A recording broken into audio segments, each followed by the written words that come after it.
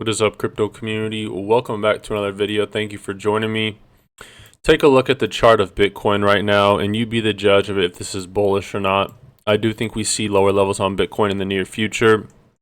Will the Bitcoin carnage end soon? So this guy has a good hypothesis. He says, toying with the idea that maybe Suzu was just early on the super cycle, no large 50% pullback on Bitcoin. Could the Bitcoin ETFs bring in more long-term dominant investors that just leads to small gradual price appreciation, potentially making the asset class less volatile? That's a good theory. With this Bitcoin ETF, you're going to have a lot of people not buying direct spot Bitcoin. They're going to be buying this ETF, and BlackRock is going to have Bitcoin in their vaults to back that ETF. As long as they have an ETF, they're not going to be selling the Bitcoin out of the vaults. So you could see less volatility on Bitcoin as a consequence. An interesting article here from Cointelegraph. Gold on steroids. Bitcoin gold correlation surges in 2023, citing a report from Fidelity. They say Fidelity's analysis shows Bitcoin's price decoupled from its previously inverse relationship with interest rates and even rallied despite global rates increasing worldwide, which usually leads to a drop in demand for risk assets. Over the past 12 months, gold prices have followed the same patterns. And you can see right here, the Bitcoin price is in this orange. And you have forward real interest rates in the green. And you can see basically throughout the whole past year, 2023, Bitcoin decoupled from interest rates, which is an interesting observation. They say in 2023, gold experienced significant fluctuations but showed strong performance against several currencies overall. Gold's price in the US jumped 15%, which might not seem like a lot in crypto, but for precious metals, a 15% jump year over year, very big. Historically, Bitcoin has been relatively non-correlated to gold over the long term, but recently has shown an increased correlation as both have rallied. And that kind of makes sense when you think about the narrative of Bitcoin being digital gold now. Not peer-to-peer money like it was created. It's kind of morphed into this new token that's just a digital speculative gold. We can only speculate as to what these real asset markets may be saying, but one possible explanation is that both Bitcoin and gold are saying that the bond market may be wrong or that both assets are sniffing something else out, such as the US's ability, increasingly large and structural fiscal deficits, right? We have record high debt, almost 35 trillion, and it's only getting higher. Perhaps the Bitcoin market may be anticipating more debt monetization by the Federal Reserve in the future. We're anticipating rate cuts given that our research shows Bitcoin's price is highly correlated, not to consumer price inflation, but rather inflation in the money supply itself in various liquidity metrics. And I don't think the inflation of the money supply is going to stop anytime soon. Ever since they took the US dollar off the gold standard in the 70s, the money printers have been going burr. And I think that's just going to be a trend that continues with this increasing global debt. Interesting clip here. Okay, this guy's a developer and he's talking about a lot of people speculate on these massive XRP prices, right? And disclaimer, I'm not saying a 10,000 XRP price is realistic ever. But for anything like that to happen, this is how. And this guy's he's actually a builder. He actually understands blockchain. And this is what would actually cause it to get to something like that. Really quick, if you guys need a spot to get crypto, I recommend Uphold. It's sleek, it's simple, it's secure. It's where I dollar cost average my XRP daily. And if you want $41 for free to get some more XRP or whatever, sign up with Webull, deposit 1 penny, and you're guaranteed $41 in free stocks. Sell your stocks, close your account. Do whatever you want with that $41, but you can find a link to Webull and Uphold in the video description below.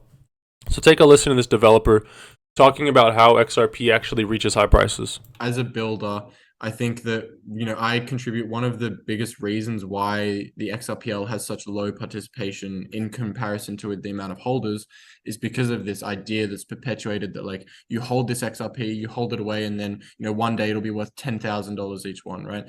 The problem is that no one is using their XRP, and like, that's how did Ethereum grow? How did BNB grow? How did Solana grow? Because people were using the ecosystem, over and over again with the token, right?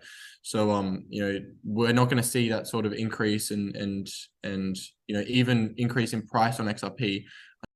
Some people may have a debit card tied to their crypto wallets where they're able to spend their XRP through a debit card. I know there's those things. But for the most part, a lot of us aren't using the XRP ledger for NFTs. We aren't using the XRP ledger for these crypto games. There are protocols built on the XRP ledger, but compared to something like Ethereum or Polygon or Solana, where a lot of people are using these networks, and whenever they use the network, they're using the token. And a lot of these protocols have deflationary mechanisms where the more people that use the token, the more of it is burnt, just like on XRPL. Every transaction, every time someone uses the XRP ledger, a portion of that transaction is burnt, and that XRP is never seen again. And so that is the key for XRP to really scale. We need to see adoption with the likes of ETH. And I think it just takes some time. Ethereum came out in 2017. And the big reason Ethereum was so successful, if you don't know, 2 words: smart contract. That was the big innovation. We didn't have smart contracts on XRPL until last year when Flare launched.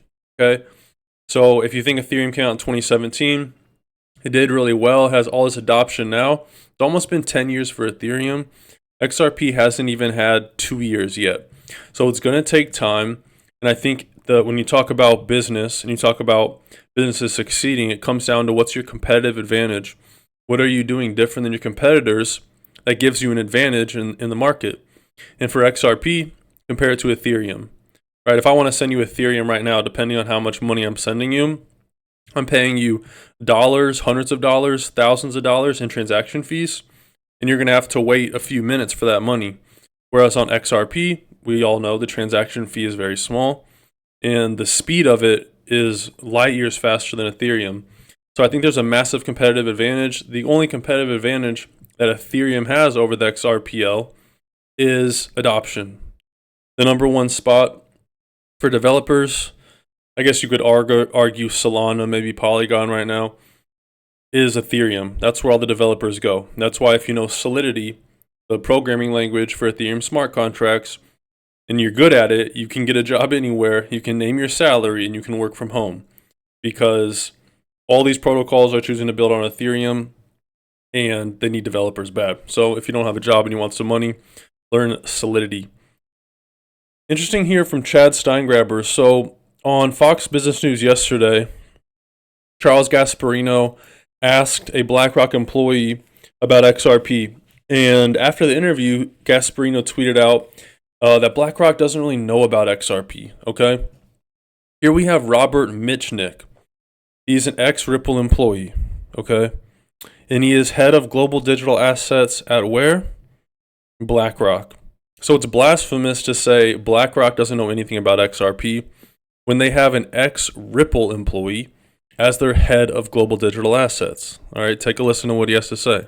Most people recognize that out of all the developments in the blockchain and digital assets ecosystem, DeFi is potentially the most transformative, right? It's also, in some ways, the furthest afield from being able to kind of have widespread adoption. But unlike, in the early days, permission blockchain use case here or crypto here, there's not one institution in finance who doesn't have some path to being disrupted by DeFi, right? So everything else has been a mix of kind of opportunities and maybe threats.